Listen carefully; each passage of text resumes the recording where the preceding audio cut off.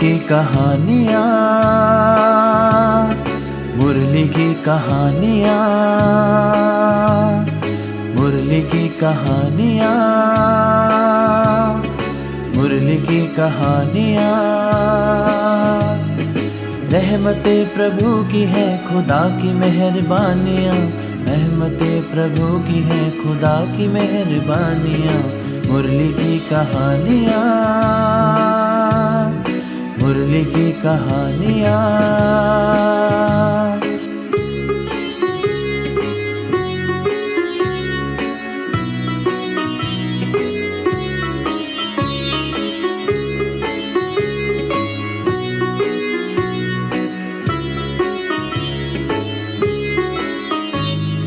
गहरे भेद खोलती, श्रीमुख से बोलती, जोड़ती अध्यात्म से प्रेम रंग घोलती। गहरे भेद खोलती, श्रीमुख से बोलती, जोड़ती अध्यात्म से प्रेम रंग घोलती। सद्गुणों की खानियाँ, ये मुरली की कहानियाँ, मुरली की कहानियाँ, मुरली की कहानियाँ, मुरली की कहानियाँ, मुरली की कहानियाँ।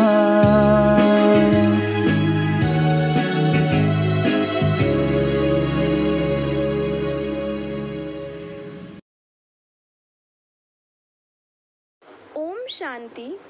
प्यारे भाइयों और बहनों, आज हम आपके लिए पुराण की प्रसिद्ध कहानी लेकर आए हैं जिसका शीर्षक है गणेश और कार्तिक। पुराण की यह प्रसिद्ध कहानी शिव और उनकी दो संतानों की है। गणेश जी को सकंद भी कहते हैं और कार्तिकेय को कुमार भी कहते हैं। बुद्धि और विवेक के देवता गणेश को विघ्न विनाशक कहते हैं। उनके परामर्श से ही हर कार्य का शुभारंभ किया जाता है। गणेश अच्छे लेखक और शास्त्र के ज्ञाता माने जाते हैं। उन्होंने व्यास मुनि के द्वारा उच्चारण करने पर महाभारत भी लिखा था। ऐसी मान्यता है कि गणेश की दो पत्नियां थी, एक सिद्धि अर्थात प्राप्ति और दूसरी विधि अर्थात सही तरीका। इनको उन्होंने अपनी बेहद की दूरदर्शिता से जीता था। शिव के दूसरे पुत्र कार्तिकेय को मोर पर सवारी करते और हाथ में तीर और धनुष लिए हुए दिखाते हैं। इन्हें हिंदू लोग युद्ध का देवता मानते हैं। दक्षिण भारत में इन्हें सुब्रमण्यम के नाम से जाना जाता है। बताते हैं कि एक समय गणेश और कार्तिकेय के बीच एक प्रतिस्पर्धा हुई। शर्त यह थी कि जो भी विश्व परिक्रमा की दौड़ में जीतेगा वही इन दोनों सुंदर नारियों से विवाह कर सकेगा। सिद्धि और विधि को किसी संस्करण में यह भी कहा गया है कि वह नारी के बजाय आम थे। कार्तिकेय निकल पड़े लंबी यात्रा पर और थके मांदे घर वापस आए। वहां उन्होंने देखा कि उनके भाई गणेश ने दोनों कन्याओं से विवाह कर लिया है। गणेश ने इससे पूर्व ही पूरी श्रद्धा के साथ अपने पिता शिव के चक्कर लगा लिए थे, यह मानकर कि शिव ही तीनों लोकों के भगवान हैं। त्रिलोकीनाथ का श्रद्धा पूर्ण चक्कर लगाना ही विश्व का चक्कर लगाने बराबर है।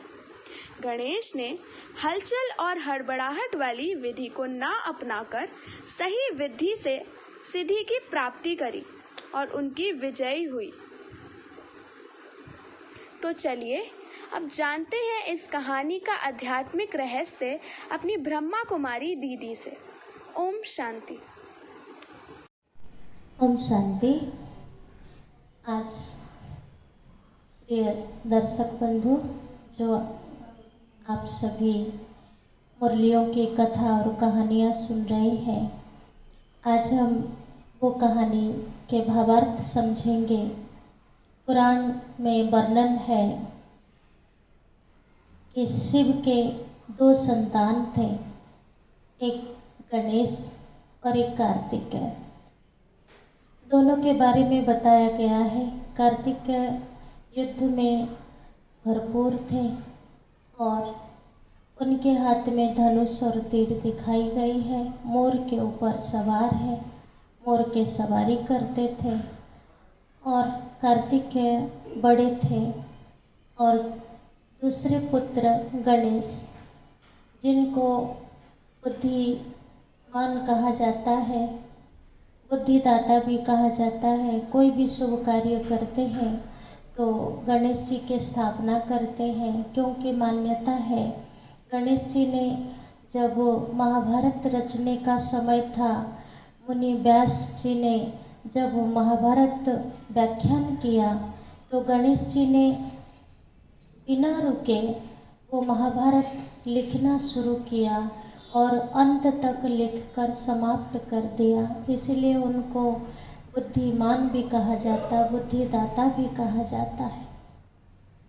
और कहा जाता है एक दिन ऐसा टाइम था जिस दिन दोनों भाइयों में एक प्रतिस्पर्धा हुई कि दोनों में से जो जीतेगा तो 2 कन्याएं सिद्धि और विद्धि दोनों से विवाह करेगा। तो कार्तिकेय ने विश्व भ्रमण करने के लिए निकल पड़े। जो पहले विश्व भ्रमण करके लौट आएगा वो विद्धि और सिद्धि से विवाह करेगा। तो कार्तिकेय बाहर निकले और चारों तरफ परिभ्रमण किए, परिक्रमा लगाए और आकर देखा कि गणेश जी ने तो विद्धि और सिद्धि दोनों से विवाह कर चुके हैं। तो जब राज पूछा ये कैसे हुआ कि मेरे आने से पहले आप कैसे पहुंच गए, तो गणेश जी ने कहा त्रिलोकीनाथ शिव है और वो मेरे पिता है। तीनों लोकों में मुझे परिक्रमा लगाने की आवश्यकता नहीं है, क्योंकि मेरे पिता ही त्रिलोकीनाथ है। इसीलिए अपने बुद्धिमानी दिखाकर विद्धि और सिद्धि से विवाह किया। सिद्धि माना जो भी हम कार्य करेंगे उसकी प्राप्ति होगी, और विधि माना तरीका, युक्ति युक्त तरीका। ये दोनों चीज़ गणेश जी के बुद्धिमता की निशानी दिखाई गई है, बुद्धिमान की निशानी है। इस तरह की कहानी है। अगर हमें बाबा मुरलियों में कहानी सुनाते हैं तो इसके आध्यात्मिक रहस्य हम सबको जानना बहुत आवश्यक है। कार्तिकेय माना जो भी हम कर रहे हैं उस समय हमें ये याद रहे कि हम पवित्रता के सूचक मोर के समान पवित्र रहना है, और साथ साथ हम अपने जीवन को धनुष और तीर की तरह, जीवन में धनुष और तीर कहा जाता है। मुख मंडल जो बना हुआ है, जो हमारे होठ बने हुए हैं वो धनुष की तरह, और जो जीभ है उसको तीर के साथ तुलना किया गया। जैसे कहा जाता कमांड से निकला हुआ बाण और मुख से निकला हुआ वचन दोबारा वापस नहीं जाता। इसी तरह अगर हम कार्तिकेय समान अपने मुख का व्यवहार करते हैं तो हम विद्या अर्थात युद्ध क्षेत्र पर जीत पा सकते हैं। इसलिए कार्तिकेय को पवित्रता के सूचक के रूप में दिखाया गया है और वो युद्ध क्षेत्र में जीत जाते हैं। और दूसरी ओर गणेश जी, जिनको बुद्धिमान की निशानी बताई गई है।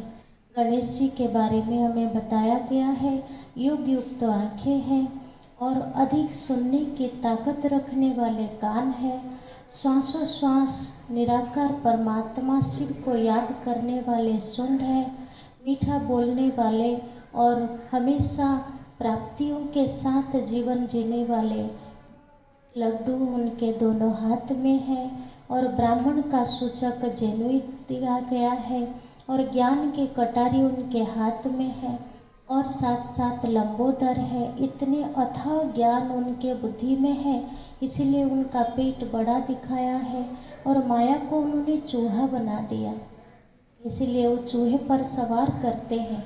और उनका जो उनका आसन है वो योग युक्त आसन दिखाया, अर्थात गणेश जी समान हमें योगी बनना है, और अधिक बाबा से जो भी हमें ज्ञान प्राप्त होता है वो सब अपने पेट में समाना है, और साथ साथ इस दुनिया में रहते हुए हमें सारी सिद्धियां प्राप्त करनी है और विधि पूर्वक हमें सीखना है।